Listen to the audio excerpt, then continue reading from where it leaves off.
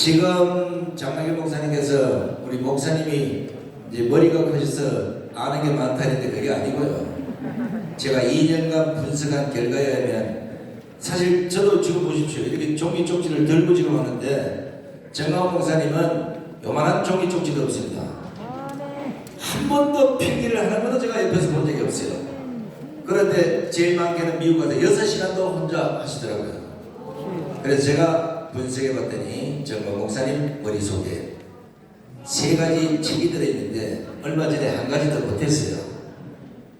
백과사전 하나가 들어있고 역사책이 하나 들어있고 성경책이 들어있고 이제는 군사안보 책이 하나 더 들어있습니다. 아마 이번에 더 무궁무진하게 들어있을 텐데 듣다 보면 상당히 체계적으로 말씀을 하신다는 거.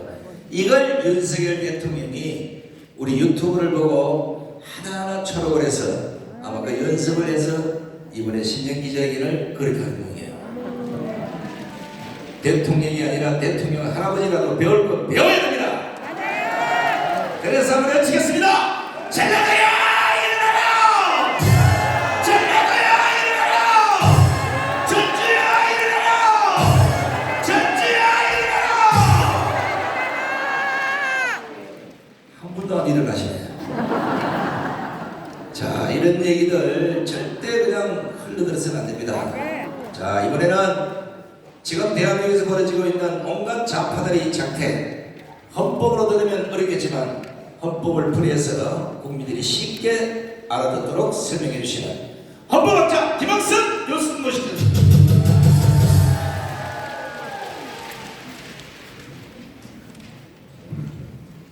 제가 전주에 올 때마다 느끼는 것은 역시 양반의 것이라는 사실. 항상 좋은 시절에서 저희를 대접해 주시고 참석하신 분들이 참 열정을 가지고 해주셔서 늘 감사함을 느낍니다. 제가 오늘 전주, 광주 해서 2박 3일 동안 그 남쪽 지역을 이제 돌게 되어 있는데 저한테 한 5번 정도 기회가 있어서 제가 준비를 쭉 다 해놨는데 오늘하고 광주는요, 제가 그 포괄적 차별금지법에서 간단하게 설명을 좀 하려고 합니다. 양을 많이 하면 안 되기 때문에 제가 제목이 1번이죠. 또 광주에서는 2번 할 텐데 목회자들이 많이 계시기 때문에 이 개념을 정확하게 좀 알아두셔야 되는데 잘 모르는 분이 태반이에요. 먼저 차별금지법이라고 되어 있는데 이게 좋은 법이에요? 나쁜 법이에요? 나쁜 법이에요. 왜 나쁘죠? 차별을 잘 보세요. 차별금지를 하자는데 왜 나빠요? 차별을 아니, 합리적으로 접근하셔야 돼요. 차별금지한다는 말이 나쁜 말이에요? 나쁜 건 아니죠. 어느 상으로는 좋은 것 같은데 그 내용이 자, 듣고 보세요. 네. 일단 제목이 차별금지법은 명백하게 잘못된 법이 아닌 것이죠. 근데 또 포괄적이라는 단어를 썼어요. 왜 포괄적이라는 단어가 붙어있는지도 여러분이 정리하실 필요가 있는 것입니다. 다음이요. 포괄적 차별금지법이라는 말을 하고 있는데 이 말은 뭐냐면 반대되는 개념이 개별적 차별금지법이 존재한다는 뜻이죠. 예를 들어서 우리 현행 법에는요, 장애인 차별금지법이 존재합니다. 그러니까 장애인들을 차별하지 말라는 특별법이 있어요. 개별법이. 두 번째는 남녀 고용에 대해서 차별을 하지 마라, 이런 법들이 있습니다. 이런 법들을 보통 뭐라 하냐면 개별적 영역에서의 차별금지다 이렇게 합니다. 근데 지금 많은, 저도 반대하고 있지만 포괄적 차별금지를 우리가 반대하고 있는데 왜 반대하는지를 정확하게 아실 필요가 있는 것이죠. 다음은요. 이 차별에 대해서 우리 헌법이 11조에서 말하고 있는데 3가지 사유를 가지고 차별하지 말라고 되어 있습니다. 딱 3개밖에 없습니다. 성별, 종교, 사회적 신분에 따라서 차별하지 말라.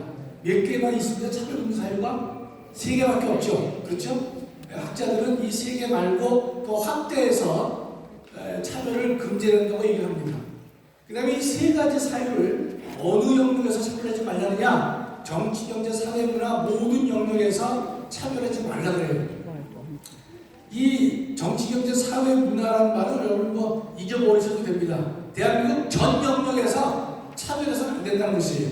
헌법은 몇 가지 사유니까 3개만 말하고 있습니다. 다음이요. 근데 현행 국가인권위원회법이 있습니다. 여기 보면요, 차별하지 말라는 사유가 쭉 나오죠. 그죠? 이게 24가지가 됩니다. 이 국가인권위원회법은 언제 만들어졌느냐? 2001년에 만들어진 겁니다. 김대중 대통령이 주도를 해서 국가인권위원회를 만들었어요. 저는 그 당시 학자로서 국가인권회 설립을 제가 반대했습니다. 왜냐하면 인권과 기본권은 같은 건데 대한민국 헌법재판소가 존재하거든요.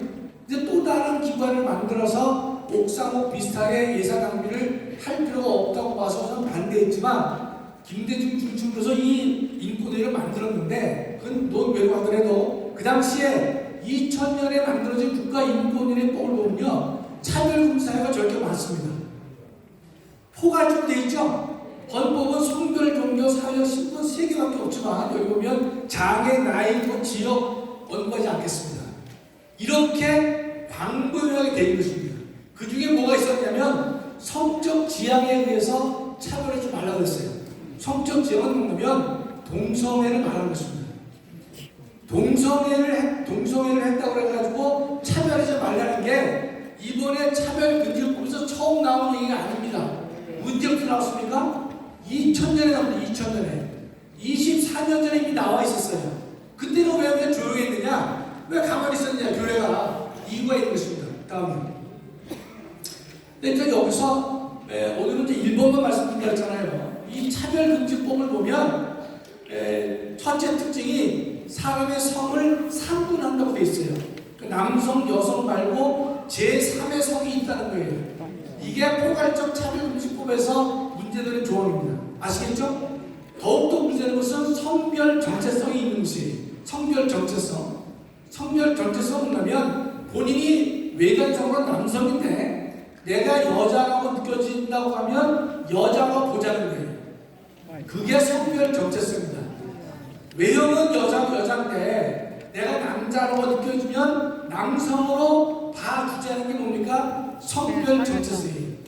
차별금지법에 우리가 반대하는 차별금지법에 조금 전에 봤지만 성적 지향은 이미 언제부터 있었습니까? 동성애 문제는 20년 전에 있었어요. 근데 우리 그때 말을 안 했습니다. 또 이유가 있었겠지만 그러나 지금 가장 나쁜 건 뭐냐? 성별 정체성을 인정하자는 게 가장 독소조항이 된 것입니다. 아시겠죠? 만약에 저것이 인정되면 어떻습니까? 이 목욕탕에 외형은 남자인데 여자라고 믿는 사람이 목욕탕에 들어올 수 있는 거예요. 자, 군대도 마찬가지입니다. 근데 자기가 여성인데 남자라고 믿는 사람은 어떻습니까? 군대를 올 수가 있어요. 그럼 남자들하고 내공을 같이 써야 됩니다. 그 얘기는 우리가 6시간 때문에 빼고 가장 나쁜 것이 성을 상분한다는 거고 성별 정체성이 가장 독소조항인데 이걸 우리가 근본적으로 반하는 것이다. 성경에 어긋나기 때문에 그런 것입니다. 근데 조금 전에 인권위원회법도 성적 지향이 있었잖아요. 동성애 조항이 있었지만 다음이요. 우리 헌법은요. 다행히 36조에서 둘째 줄에 양성의 평등을 기초로 혼인이 이루어져야 되고 가족생활도 이루어져야 된다. 이렇게 우리 헌법은 밝히고 있습니다. 이게 아주 너무 귀한 헌법 조문입니다. 이 조문이 1919년 라이반 헌법을 본따서 만든 것인데 지금 독일은 그 헌법 이 내용은 없어졌습니다. 없어졌고 다만 우리나라는 이승만 대통령 때부터 이 조항이 있었는데 지금도 유효합니다. 결혼은 누가 한다고요? 양성이 하도록 돼 있다는 뜻입니다. 따라서 성을 상분화한다는 것은 뭡니까? 헌법에 어긋나는 것입니다. 너무나 감사한 것이에요. 아시겠죠? 성을 상분하는 것은 뭐에 어긋나요? 헌법에 명백하게 어긋나는 것입니다. 다음에 지난번 인권위원회법이 20년에 있었는데 거기에 성적 지향을 이유로 차별하지 말라고 그랬잖아요. 왜 문제가 안 됐냐면 국가인권위원회법을 보면 현행법입니다. 현행법 보면 성적 지향을 이유로 만약에 차별행위가 있다 하면 첫째 권고 그렇게 하지 마라. 그 다음에 시정해달라. 기껏해야 이행 강제금 정도만 물렸습니다.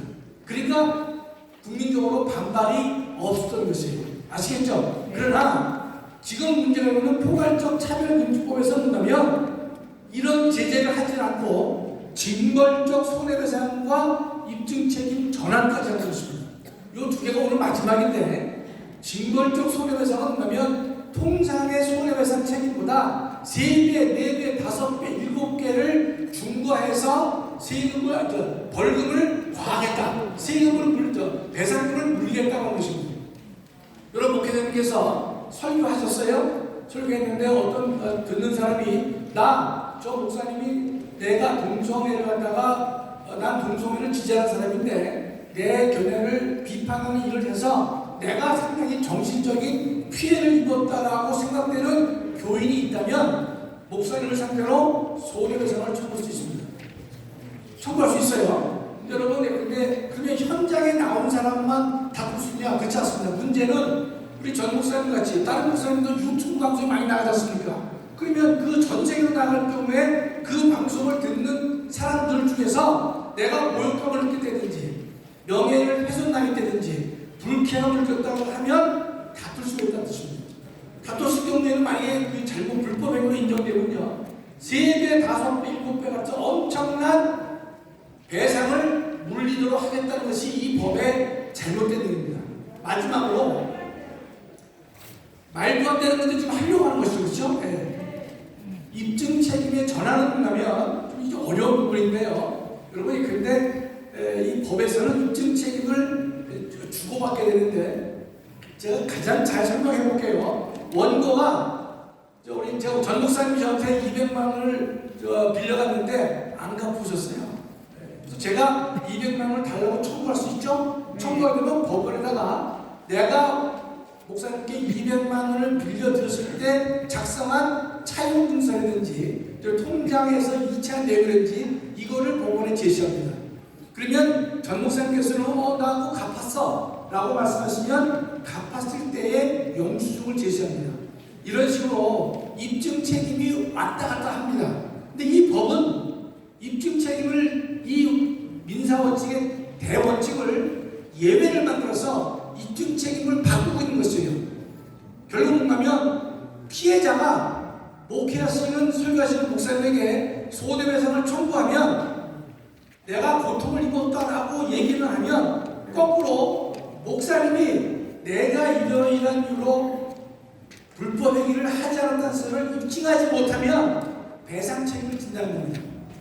자, 이거 좀 어려워 보이니까 여기까지만 하고요. 여러분 다행히 차별금지법이 국회에 제출되어 있지만 이것은 5월 30일 되면 다 폐기가 됩니다.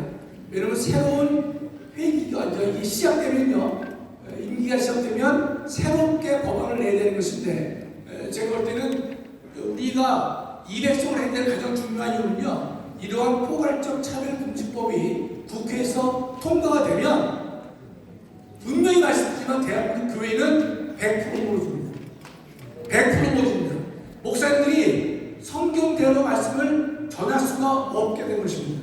그럴 분이 많지 않다는 뜻이에요. 그래서 우리가 이 첨단 소명을 하고 그 다음에 이번에 200석을 하고 반드시 우리가 이와 같은 일을 달성해야 되는 가장 중요한 일 중에 하나가 대한민국을 지키는 것이 첫째고, 두 번째는 대한민국 교회를 지키기 위해서도 이러한 법들은 통과시켜서 안 될 것이다. 마지막으로 전 세계는요 이 법이 통과되는 것이에요.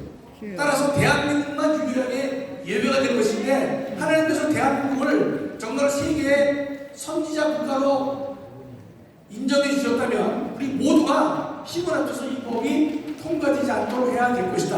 네, 감사합니다.